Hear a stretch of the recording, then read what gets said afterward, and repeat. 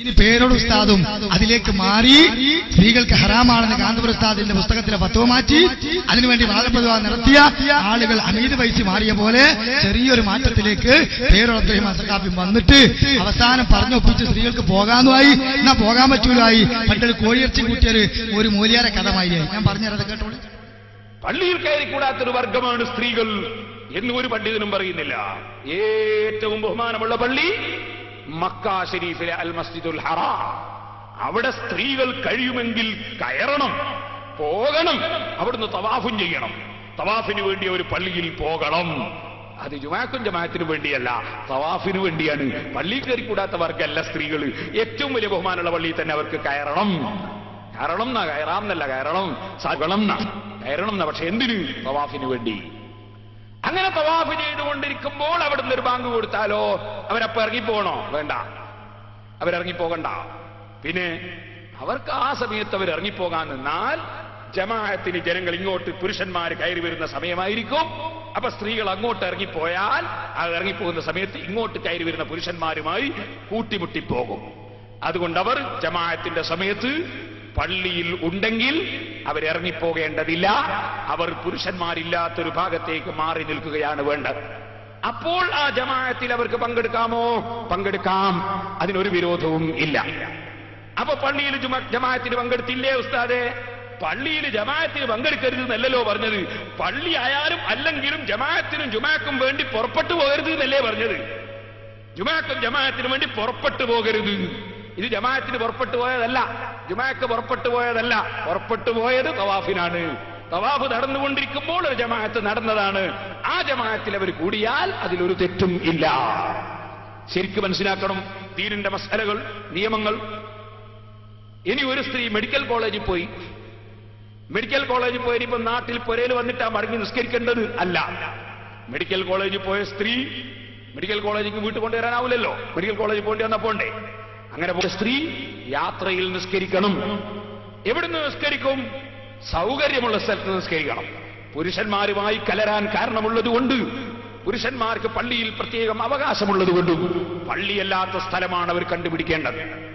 അതുകൊണ്ട് തന്നെ മെഡിക്കൽ കോളേജിന്റെ സമീപത്ത് കോഴിക്കോട് ടൗണിൽ, നാദാപുരം ടൗണിൽ, കല്ലാച്ചി ടൗണിൽ, കുറ്റ്യാടി ടൗണിൽ ഒക്കെ ആസ്പത്രിയിലും കോടതിയിലും രജിസ്റ്റർ ഓഫീസിലൊക്കെ വരുന്ന സ്ത്രീകളുണ്ടാവും.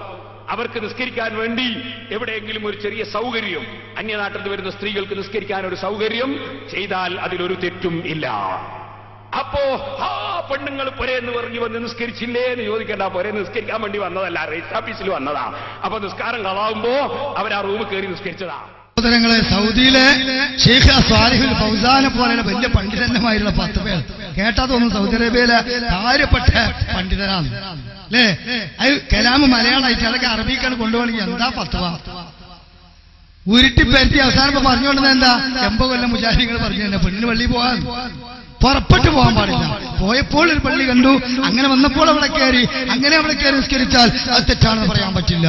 എന്താ നിങ്ങള് ഇവിടുന്നിങ്ങനെ ഈ പള്ളി പാടാൻ പാടില്ല, ലോകത്തെവിടെയും പള്ളിയിൽ പോകുന്നില്ല എന്നൊക്കെ പറയാം. അവസാനം പല ഗ്രൂപ്പിൽ, ഹജ്ജ് ഗ്രൂപ്പിൽ പങ്കെടുത്ത് അവിടെ പോകുമ്പോ പരിശുദ്ധമായ ഹറമിലും മസ്ജിദുൽ ഹറമിലും അതുപോലെ തന്നെ ഖുബയിലും റസൂലുള്ളാഹി ഉണ്ടാക്കിയ പള്ളിയിലും സ്വഹാബികൾ ഉണ്ടാക്കിയ പള്ളിയിലും സൗദി ഗവൺമെന്റ് എന്നല്ല ലോകത്തിന്റെ എല്ലാ അറബി രാഷ്ട്രങ്ങളിലും പല ഭാഗത്തും ഈ കേരളത്തിലെ 4 സ്ഥലത്ത് ഒഴിച്ച് ബാക്കിയുള്ളടത്തൊക്കെ പെണ്ണുങ്ങൾ പള്ളിയിൽ പോകുന്നുണ്ട്. അപ്പൊ അവിടെ പോകുമ്പോൾ കാണും, ഉടനെ അവർക്ക് ബോധ്യാവും. അപ്പൊ ചില പെണ്ണുങ്ങൾ ഇവിടെ വന്നിട്ട് പിന്നെ നമ്മുടെ ക്ലാസ് കേൾക്കും, മുജാഹിദാവും. അപ്പൊ പിന്നെ ഹജ്ജിന് പെണ്ണുങ്ങൾ പ്രത്യേകമായി തവാഫ് ചെയ്യുമ്പോൾ അവിടെ ജമാഅത്തിന് ബാങ്ക് കൊടുക്കുമ്പോൾ ഇവിടുന്ന് അങ്ങോട്ട് പോയാൽ ഇവരോനും കൂട്ടിമുട്ടും. പറയുന്നേട്ടാ തോന്നും കഅബത്തിനകപ്പാട് എത്ര പോകുന്നൊരു വാതിലുള്ളൂ, 80 വാതിലുണ്ട്. കൂടാപ്പി ഒന്ന് പോയി നോക്ക്, മുഴുവൻ ജനങ്ങളും ഒരുമിച്ച് പോയാലും തടിയില്ല. അപ്പൊ ഇസ്ലാം അനുവദിച്ചൊരു കാര്യം അവിടെ വിലക്കാണ്. എന്നിട്ട് അവസാനം പറഞ്ഞുകൊണ്ടത് എന്തായി? നമ്മൾ ചക്കറിഞ്ഞ് ഒരു പിലാക്കായി എന്നും പറഞ്ഞു. ശരിയായില്ലേ? പക്ഷേ ഒപ്പിച്ചൊപ്പിച്ച് കൊണ്ട് ഉപദേശി കോയിറച്ചി കുറ്റമായി ആയിപ്പോയി. എന്താ ഉപദേശി ഇങ്ങനെ പറഞ്ഞു, ആരാന്റെ മുതൽ കക്കാൻ പാടില്ല, തിന്നാൻ പാടില്ല, ഹറാമാണ്. മൂപ്പര് വയലാറിന്റെ പെരിയിലെന്ന് നോക്കുമ്പോ കോയിറച്ചി. അപ്പൊ മൂപ്പര് പറഞ്ഞു, ഞാൻ കോയിന്ന് വാങ്ങി തന്നില്ലല്ലോ. അങ്ങനെ കോയിട്ട് പെണ്ണുങ്ങൾ പറഞ്ഞ അയലക്കത്തെ കോയി വന്നപ്പോ കുറെ ആട്ടി പോയില്ല, ഞാൻ പിടിച്ച അർത്ഥ കറി വെച്ചാണ്, എനിക്ക് വേണ്ട, ഹറാം. പെണ്ണുങ്ങൾ അറിഞ്ഞു മാണ്ടെങ്കിൽ തിന്നണ്ട, നിങ്ങളാ പച്ചളകും വെളിച്ചെണ്ണയും പറഞ്ഞു പോലെയാണ്. അപ്പൊ മുസ്ലിയാക്കന്മാരെ മാതിരി മൂപ്പരിങ്ങനെ ഈ കോഴിന്റെ മണം കേട്ടിട്ട് മൂപ്പർക്ക് നിൽക്കാൻ വയ്യ. അപ്പൊ മൂപ്പര് ഭാര്യനോട്, അല്ല ഈ കോഴിക്കറി വെക്കാൻ നീ ഉപയോഗിച്ച മല്ലിയും മുളകും ആരുടേതാ? അത് നിങ്ങൾ കൊണ്ടത്? ഓ, അപ്പോൾ എനിക്ക് കറി കൂട്ടാം. അവ കറി ഇങ്ങനെ ഒഴിച്ചു കൊടുത്തു. അപ്പൊ 2 കോഴി കഷ്ണം ഇങ്ങനെ വീങ്ങാൻ പോയപ്പോ സ്പൂണോട് തടഞ്ഞപ്പോ പറഞ്ഞു, തടയണ്ട, സ്വമേധയാ വരുന്ന കഷ്ണവും എനിക്ക് കൂട്ടാം എന്ന് പറഞ്ഞ പോലെ എളുപ്പത്. പുറപ്പെട്ടു പോണേ മാത്രമേ ഇനി ബേജാറുള്ളൂ. അതുകൂടിയാണ് വിട്ടാ പള്ളി ക്ലിയറായി. അൽഹംദുലില്ലാഹ്. അതാ ഞാൻ പറഞ്ഞേ 5 കൊല്ലം കൂടി പറഞ്ഞ ഈ വിഷയത്തിൽ ഇനി തർക്കിക്കേണ്ടി വരില്ല. എവിടേക്കാ ഇവരൊക്കെ പോണേ? അതുകൊണ്ട് ചിന്തിക്ക് സഹോദരൻ.